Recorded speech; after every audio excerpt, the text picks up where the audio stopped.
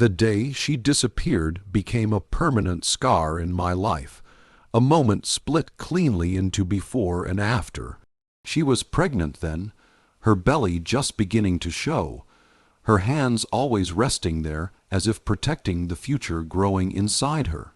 We had argued that mourning over something small, something so meaningless that it now feels cruel to even remember.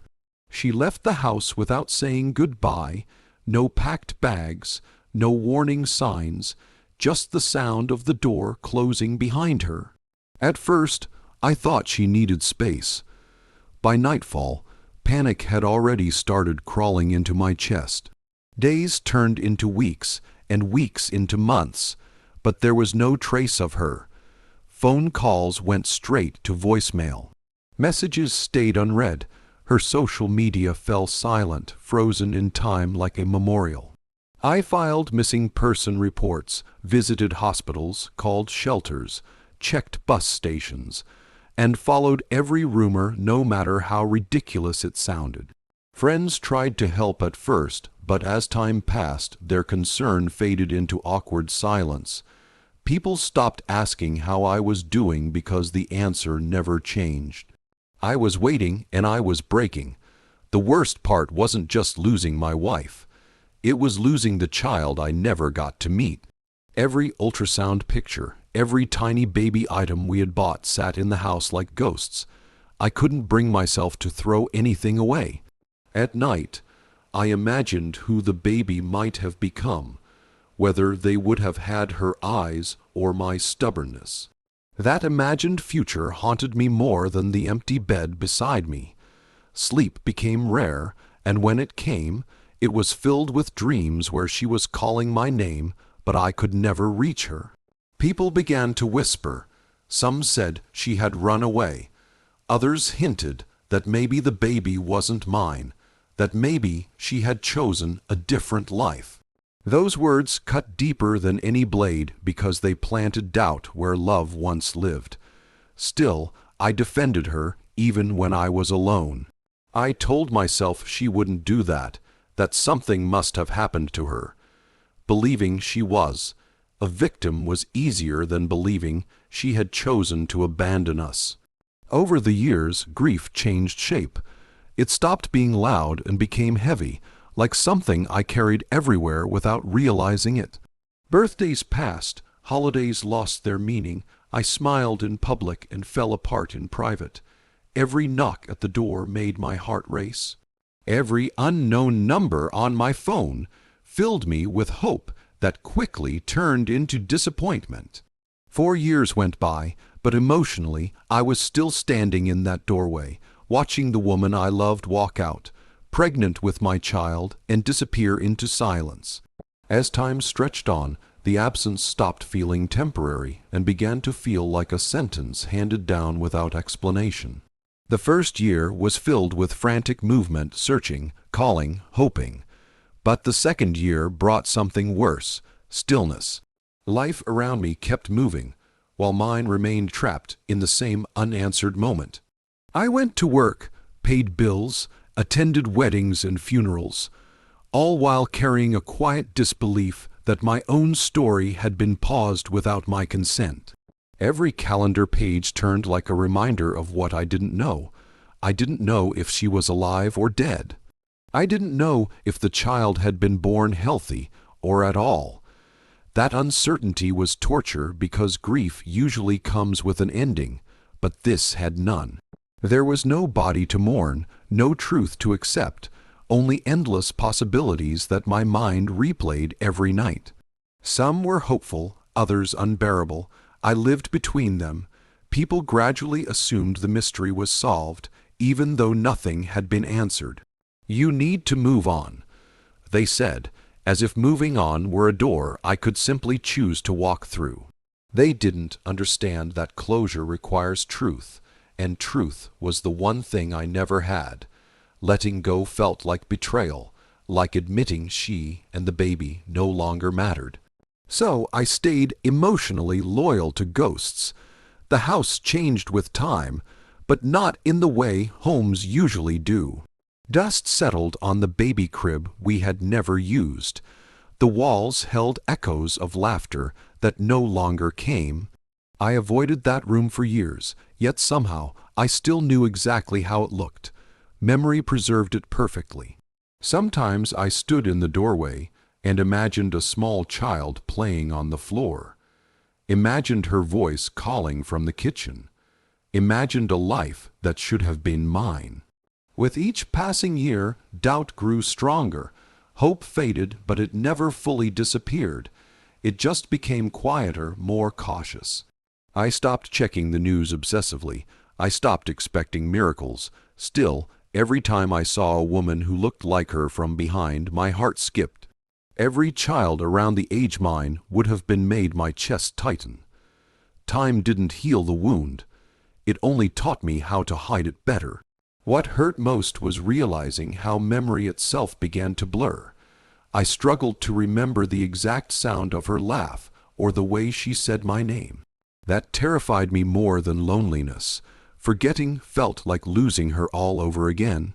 So I replayed old messages, reread texts, stared at photos longer than I should have, afraid that if I stopped, she would fade completely. By the 4th year, I had accepted one thing. Whatever truth existed was buried somewhere beyond my reach. The mystery had become part of who I was. I wasn't just a man who lost his wife. I was a man suspended in time, waiting for answers that never came, living a life shaped not by what happened, but by what never did. The knock on the door came on an ordinary afternoon, the kind of moment so unremarkable that it almost feels cruel in hindsight. I wasn't expecting anyone. No holidays, no appointments, no reason for the world to interrupt my routine. When I opened the door and saw her standing there, my mind rejected the image before my heart could react. She looked older, thinner, worn by something I couldn't immediately name. For a split second, I wondered if grief had finally tipped me into hallucination. Then I saw the child. He stood slightly behind her, half hidden, holding onto her coat with small fingers. My eyes were drawn to him against my will, and what I noticed shattered the fragile balance keeping me upright. His skin was dark, his hair tightly curled, features that didn't resemble me in any way I could deny. The air left my lungs as if I had been struck. 4 years of waiting had prepared me for many endings, but not this one. She said my name like no time had passed, like she hadn't vanished with my unborn child and left me drowning in questions. I couldn't speak. My mouth moved, but no sound came out. My entire body felt disconnected, caught between rage, relief, disbelief, and something close to fear. I wanted to scream, to cry, to grab her and demand answers all at once. Instead, I stood there frozen, staring at the living proof that nothing about this reunion would be simple. She stepped inside without asking, as if this were still her home. The child looked around cautiously, unfamiliar with the space that should have been his by birth. My home suddenly felt invaded, not physically, but emotionally. Every wall seemed to lean in, listening. She began talking, explaining, apologizing, justifying, but her words blurred together. I couldn't focus on anything except the child's presence and what it implied. Then she said it, calmly, firmly, as if it were an obvious truth that I was foolish to question. She told me the boy was mine. The statement hit harder than the sight of the child himself. It wasn't just shocking, it was disorienting. My mind raced through biology, timelines, memories, anything that could make her claim make sense. Nothing did. I searched her face for hesitation, for guilt, for any crack in the certainty she projected. There was none. That terrified me more than if she had looked ashamed. Anger rose, hot and uncontrollable, but beneath it was something worse, confusion. I wanted to believe her. 4 years of loss had carved a hollow inside me, and part of me desperately wanted that hollow filled, even by a lie. But the evidence stood between us, breathing quietly, unaware of the storm his existence had unleashed. That moment marked the true beginning of the story, not her disappearance, not the waiting. But the instant she returned with a truth, or a deception so impossible that it rewrote everything I thought I knew about love, betrayal, and reality itself. Once the shock settled into something colder and more painful, the real battle began, not between us, but inside me. Her claim hung in the air, heavy and demanding, forcing me to choose between what my eyes saw and what my heart still wanted to believe. Love doesn't disappear just because trust is broken. It lingers, stubborn and irrational, whispering that maybe there is an explanation, maybe science or fate or some impossible truth I don't yet understand. I hated myself for even considering it. I looked at the child again, really looked this time. He was innocent in a way that hurt to witness. His eyes were curious, not defiant. He didn't know he was the center of a quiet war, that his existence had cracked open wounds that never healed. Whatever mistakes had been made, they weren't his. That realization complicated everything. Anger is easy when it has a clear target, but how do you rage when an innocent life stands in the crossfire?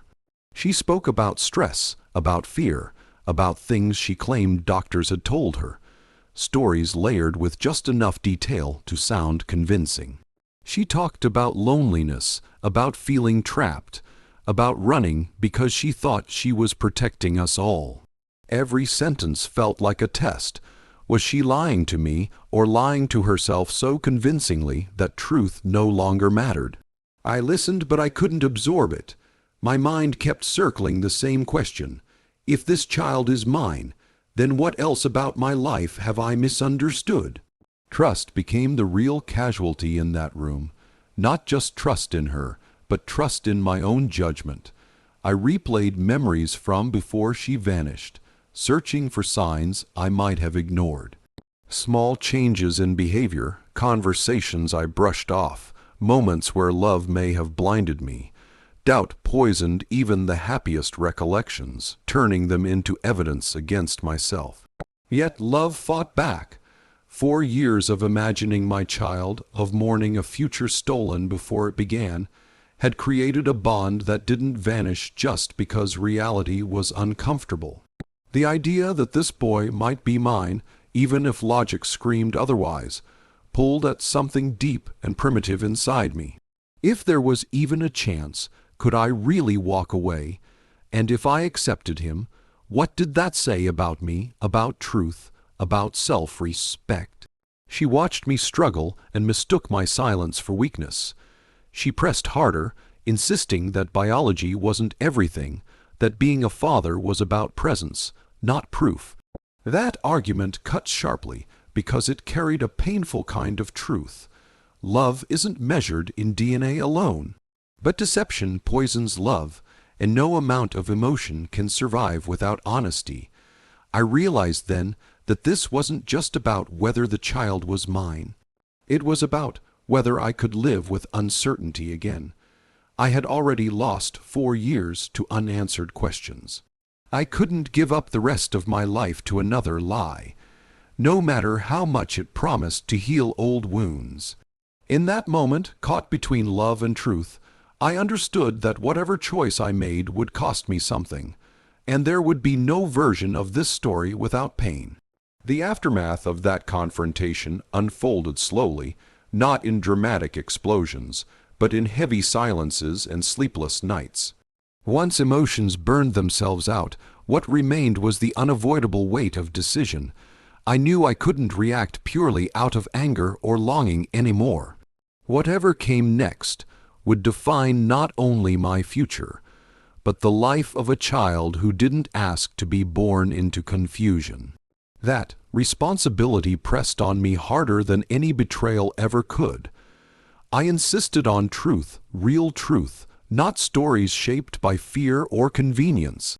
That demand alone changed the atmosphere between us. Her confidence began to crack, not all at once, but in small ways, hesitations, contradictions, moments where her eyes avoided mine. I didn't accuse her outright. I didn't need to.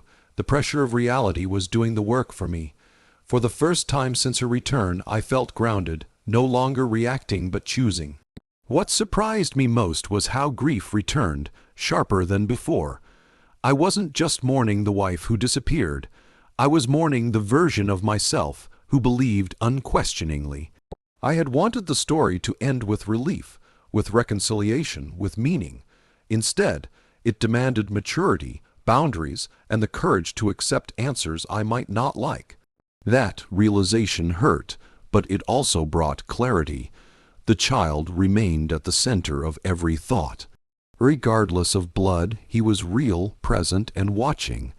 I made sure my actions never punished him for choices he didn't make. Kindness toward him didn't weaken my stand, it strengthened it. It reminded me that integrity matters most when emotions are messy.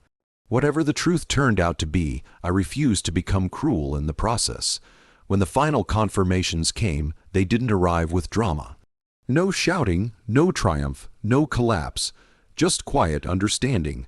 Lies have a way of unraveling once light touches them. What remained afterward was accountability. Some truths ended relationships. Others ended illusions. Both were necessary. In the end, justice wasn't about revenge or humiliation. It was about reclaiming my agency. I chose honesty over comfort, clarity over fantasy. I learned that forgiveness doesn't always mean reconciliation, and love doesn't require self-destruction. Walking away from a lie was not failure. It was survival. Life didn't reset after that. Healing wasn't immediate or clean. But for the first time in years, I wasn't waiting anymore. I wasn't suspended between hope and fear. I was moving forward, carrying scars but no longer ruled by them. The story didn't give me the ending I once prayed for, but it gave me something better: truth, dignity, and the chance to rebuild a life based not on what I wished were real, but on what actually was.